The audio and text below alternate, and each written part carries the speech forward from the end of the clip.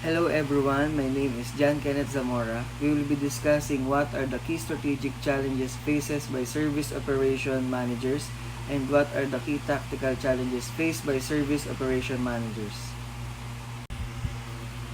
One of the difficulties these managers have in operations management is overseeing separate departments, including finance, planning, and technology. Being tactical is about being focused on the short-term day-to-day activities. On the other hand, strategy is concerned with long-term and wider contribution to the organization. To add, an organization can get an edge over its competitors by tactical and strategic operations decisions, which make it simpler to attract and retain customers. They also influence how successfully a company will accomplish its objectives. However, immediacy is one of the problems that operation managers encountering in managing operations, and it can lead for a short-term focus. Some of the reasons are: first, the pressure on the operation to deliver its day-to-day service may leave little time for medium-term operational improvement activities. It is clearly evident that it is difficult for the official, let's say, hard teacher, to put their time and effort for solving several problems and find employee to fill the sudden absences. Second, because of the nature of their position and frequently their history, operation managers tend to feel more at ease with the straightforward and logical structure of many short-term tactical choices. The more intuitive techniques needed for strategic thinking are rather different, and justifications are sought them to one side.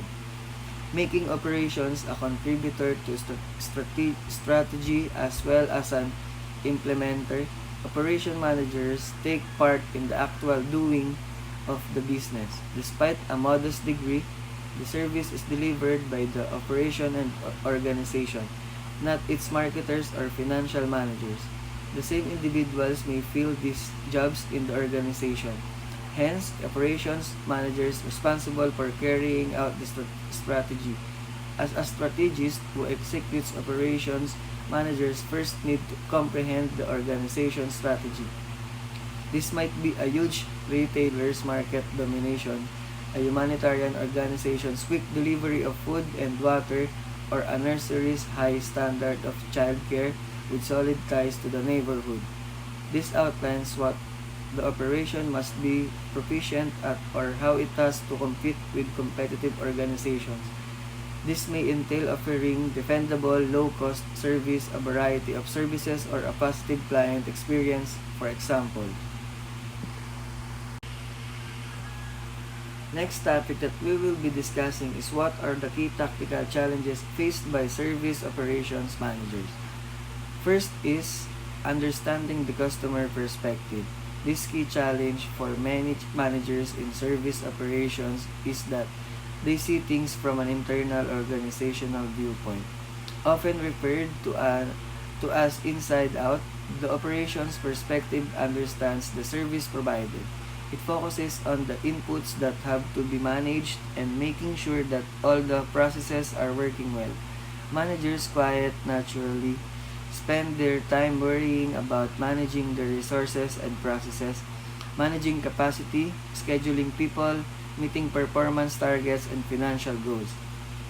Managers put themselves in a customer's perspective to ensure that all services is given properly.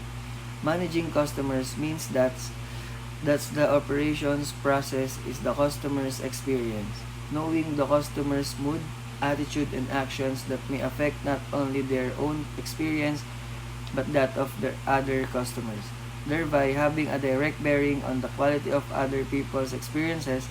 Next is managing in real time. Manager's key challenge is to be knowledgeable on providing an on-the-spot service encounter because it is not possible to undo what is done or things said in the heat of the moment or promises made that cannot be kept.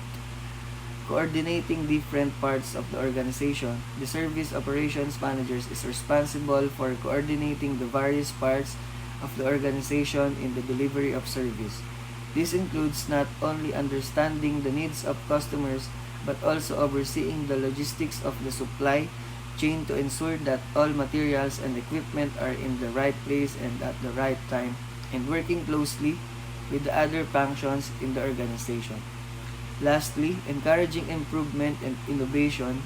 A challenge faced by all service operation managers is continually to improve and develop their processes and their customers' experiences. Ensure that the outcomes are real improvements and there is a culture that is supportive of service and change. The challenge for the SAM organization is how to create a world-class service organization, and this is also the operation manager's job to oversee. After discussing all that, I hope this helps us understand what are the job and challenges that an operation managers encounter on their day-to-day basis. Thank you everyone and have a great day ahead.